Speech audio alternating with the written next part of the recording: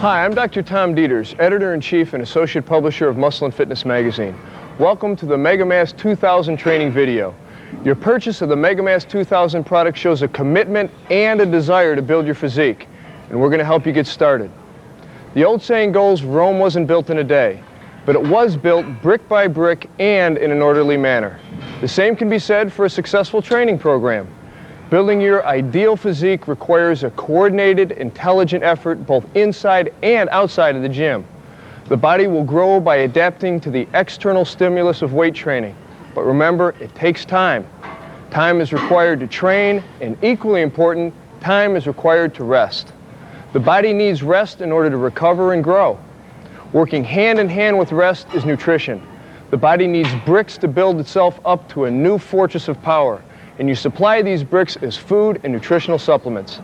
To maximize your strength and muscle mass, the body requires well-balanced nutrition throughout the course of the day. These three components make up the pyramid of success: training, recuperation, and nutrition. Stated another way, training plus recuperation plus nutrition equals victory. Collectively, these three elements are the key factors of intelligent training. An athlete must not only train intelligently, he must also eat and rest intelligently. You're about to benefit from the years of experience of the experts involved with the Weider Research Group and of top world champion professional bodybuilders. Lee Labrada will guide you through the training phase of your program with the help of world champion Akim Albrick, who will demonstrate proper exercise techniques. Then Rich Gaspari will take you step by step through all aspects of a proper nutritional regimen. Together, we'll find you your key to victory. And to start you on that road, professional Grand Prix champion Lee Labrada will take you through the key elements of proper training.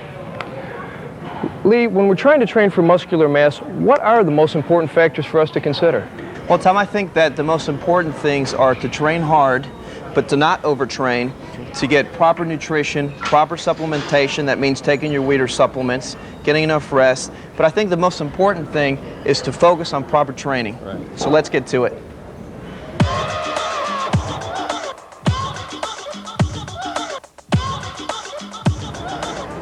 In discussing training methods, it's wise to define our perspective. We're not discussing advanced training, nor programs for contest preparation. We're talking about weight training and nutrition for those of you just starting out, looking to pack on some mega mass. Generally, any training program can be divided into parts. Exercises, technique, and mental focus are all at the heart of any training program.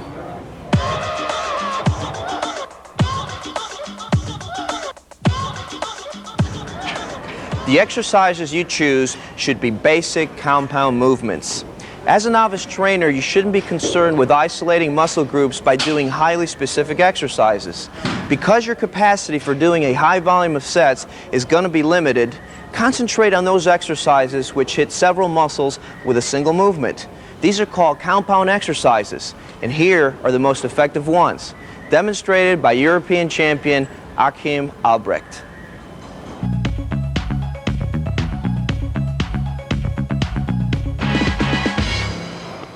The bench press works the mid-chest, triceps, and the front deltoids. For this reason, it's often referred to as the king of upper body exercises. Using a barbell, bring the weight down to touch your chest, then power it up to the lockout position. Take a medium grip to allow you to work the pecs throughout the full range of motion.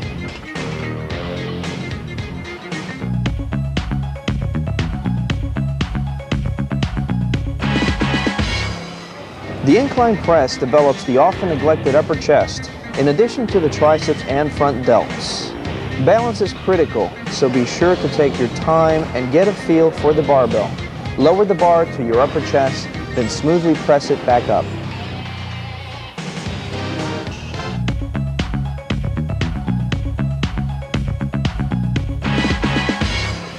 The best mass-building motion for the delts is the military press.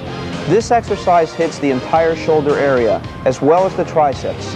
Be sure to use a spotter on this, as well as any heavy pressing movement, and go all the way down and up.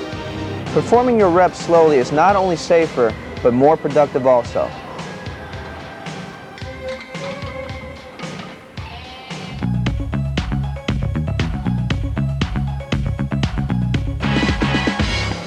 Bent over rows will not only put slabs of beef on your lats and mid-back, but work your rear delts and biceps also.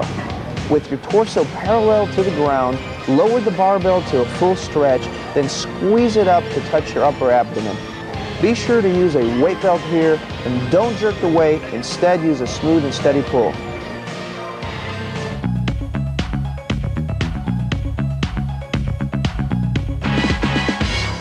T-bar rows are similar to bent over rows, but by changing your grip, you'll be able to thicken your middle back even more, giving you not only width, but thickness as well for a three-dimensional back development. Take care to pause at the top for a peak contraction.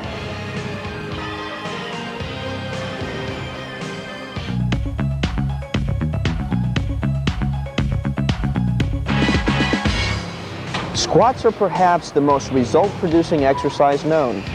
Not only do they stimulate the thighs and buttocks to grow, they have an effect on the body's overall metabolism, causing faster growth in every other area. Make sure you use a belt and a spotter as you bring your thighs down to parallel, then power up to a standing position.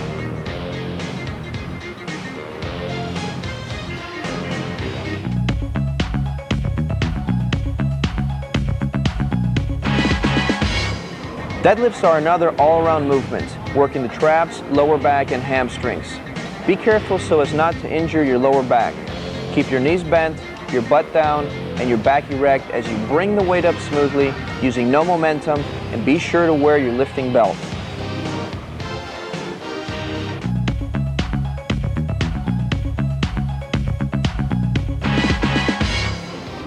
Stiff-legged deadlifts will work your hamstrings more exclusively, rounding out the thighs for that complete look. These are performed almost identically to regular deadlifts, except that the knees remain locked at all times. This is the best mass-building motion for the leg biceps. Other exercises for biceps, triceps, quads, and leg biceps should be used occasionally, but keep the emphasis on basic movements. Overtraining by training too long in one session will only retard your progress and compromise your health and positive attitude.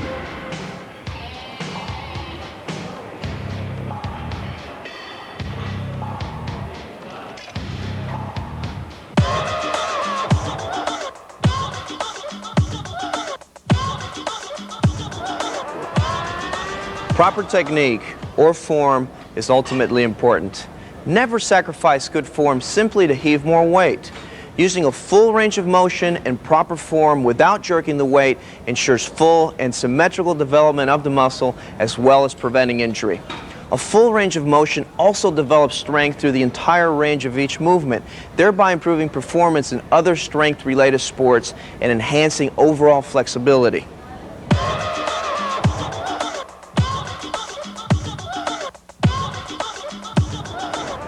A good rule to follow when starting out is to do 12 sets per body part, and after the first 4 to 6 weeks, increase to 16 sets per body part. Again, for the first 4 to 6 weeks, keep the reps on the high side. Give yourself a chance to become accustomed to the workout and learn to feel each exercise. A pyramiding rep scheme of 15 reps on the first set, 12 reps on the second set, 10 reps on the third set, and 8 on the last set is a good starting point. After 4 to 6 weeks, you can lower the reps to 12, 10, 8, and 6 reps on the last set. Remember, proper form has priority. Poundage is secondary, and don't overtrain.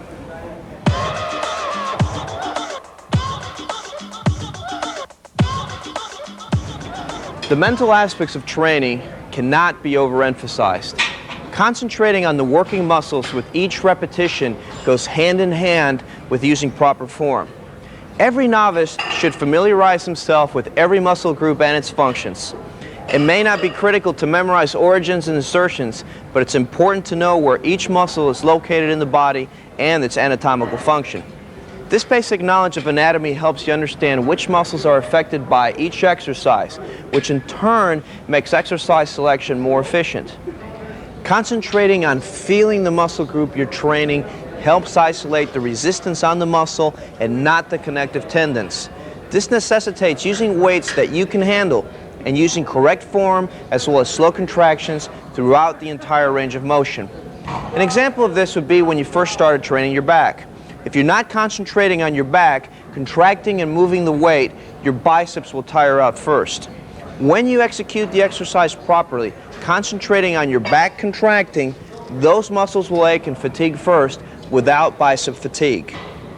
In order for you to develop a symmetrical physique, you must develop all of your muscles, not just your strong body parts. This means you cannot favor certain exercises or muscle groups. Many novices, for example, work only arms and chest, and that's fine if you want to end up looking like a light bulb. You must give equal attention to each and every exercise.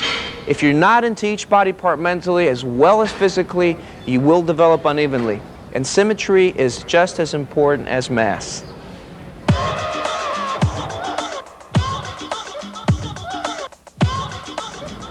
In order for a muscle to become stronger and larger, you must train it properly. After it's been trained, it must be allowed to recuperate. Generally, overtraining is training too hard or too often. Training too hard would entail doing too many sets per body part, or training too long, being in the gym more than 60 or 75 minutes per session. Overtraining of this nature robs you of precious energy. Running on empty is not the way to grow. All you accomplish by this is to compromise your health and enthusiasm. Overtraining also means training the same body part too often, or training any body part when you feel tired. However, it's just as important that your body as a whole has time to recuperate. If you feel tired for any reason, whether it be from lack of sleep, improper nutrition, or you just need more rest, you should not train until you feel good. Call it what you will, intuitive training or listening to your body. It all boils down to training intelligently.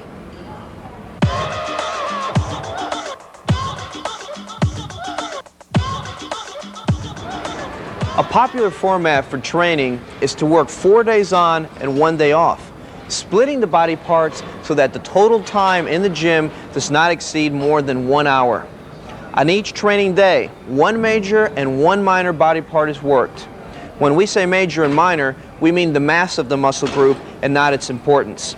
However, for the first 4 to 6 weeks, it may be best to give yourself an extra day of rest by using a 6-day training cycle. On day 1, back and biceps. Day 2, shoulders and calves. Day 3, rest. Day 4, legs and forearms. Day 5, chest and triceps. Day 6, rest again. After the first 4 to 6 week period, we eliminate 1 day of rest. Day 1, back and biceps. Day 2, shoulders and calves. Day 3, legs and forearms. Day 4, chest and triceps. And day 5, rest. Remember, it's better to undertrain and not to train to exhaustion than it is to overtrain. Signs of overtraining include general fatigue, loss of enthusiasm, loss of appetite, and increased resting pulse rate upon waking up. Severe or chronic overtraining results in illness and loss of muscle mass, which is contrary to what you're trying to achieve. Well, that should give you some insight into the type of training necessary to put on some mega mass. Now, to give you some nutritional training tips is my fellow Mr. Olympia competitor, Rich Gaspari.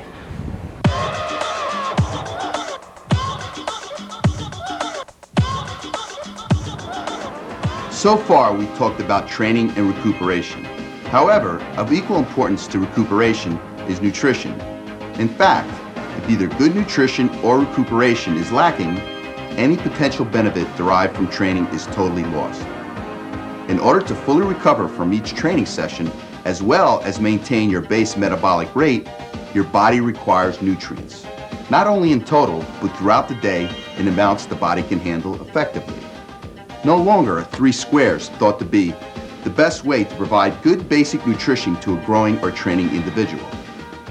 By dividing your nutrient requirements into 5 or 6 small meals each day, you're providing your body with a steady supply of energy and nutrients without overloading your digestive system, as well as other organs such as your liver and kidneys. Eating smaller, more manageable amounts more frequently allow your body to maintain higher insulin levels, which are critical for muscle recovery and growth. By maintaining a consistent level of nutrients throughout the day, your body has a better chance to recover as well as ensuring the necessary levels of nutrients and energy required for the growth processes, which occur primarily during sleep.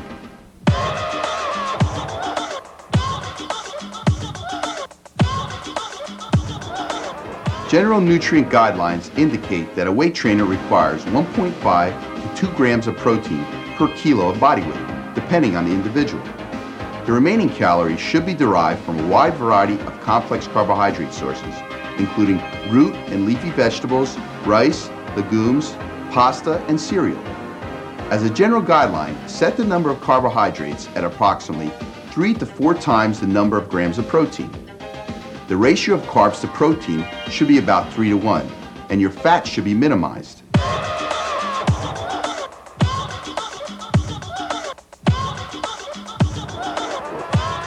When eating red meats, eat only the leanest cuts. Remove the skin from poultry and avoid eating fried foods or deep fried foods such as French fries. When eating fish, which should be as often as red meat, broil or barbecue instead of frying, and avoid using batters. Boil, broil, barbecue, or microwave poultry, and remember, always cook poultry thoroughly and remove the skin before cooking.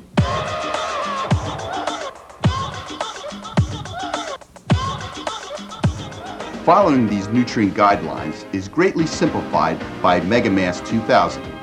MegaMass 2000 can be utilized at times and amounts that are convenient and individualized for each athlete.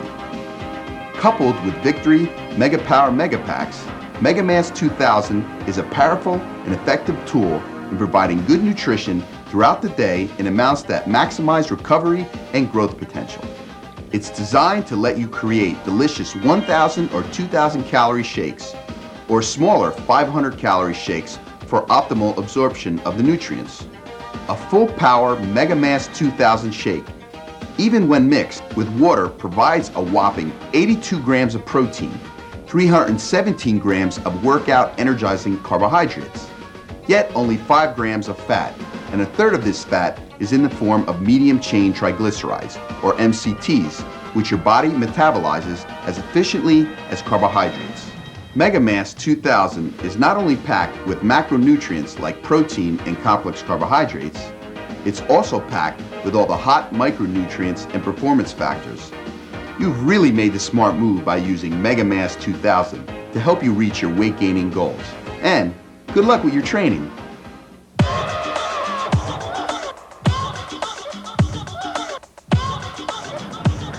Now that Lee and Rich have covered the training and nutritional areas, I'm going to give you some final tips that will help keep you on the right track towards muscular growth.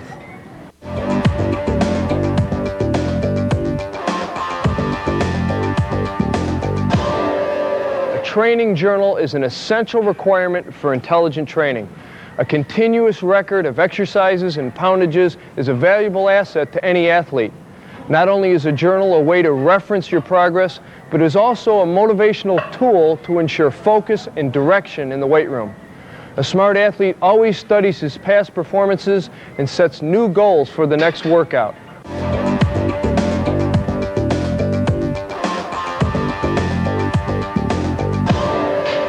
Too much aerobic work can retard muscular growth and strength increases. A moderate amount of aerobic work to warm up before a session or cool down afterward is not a bad idea. However, we're only talking about 10 to 20 minutes and certainly not over 20 minutes of low-intensity aerobics such as a stationary bike. Low intensity means keeping your pulse rate under 100 beats per minute. Chronic, moderate to high-intensity aerobic work such as daily running can limit the growth potential of your muscles. A little low-intensity aerobic work goes a long way in maintaining good aerobic capacity to keep your energy high for workouts.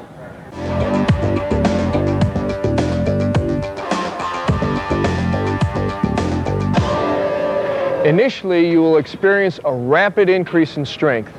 This is primarily due to your muscles and your mind learning how to train together. As soon as your progress represents true muscular growth, your progress may tend to slow down a bit. Don't get frustrated or disappointed. Continue to follow your intelligent training guidelines. Progress will be slow but consistent. Remember, Rome wasn't built in a day, but it did get built. Intelligent training. There's no substitute.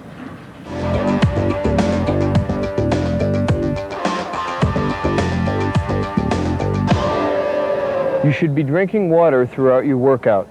If it's hot, you should use an electrolyte replacement drink like Weider Breakthrough to replace vital minerals and electrolytes lost through sweating.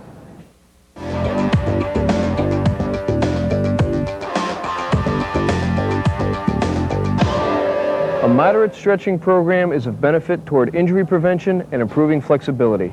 Many low ballistic stretching programs are available in the sports section of your local bookstores.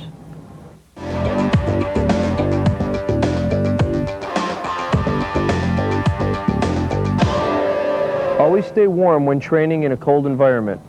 Rubber elbow supports as well as knee-length spandex pants worn under cold weather training clothes help to maintain body heat and prevent injury.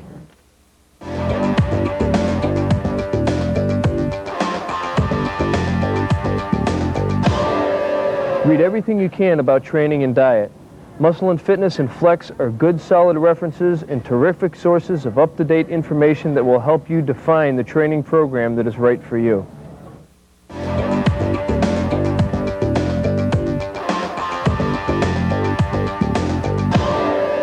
Vitamins, minerals, and protein supplements are not substitutes for good nutrition, but rather a part of it. When putting together a supplement program, you'll find everything you need in Joe Weider's Victory Series.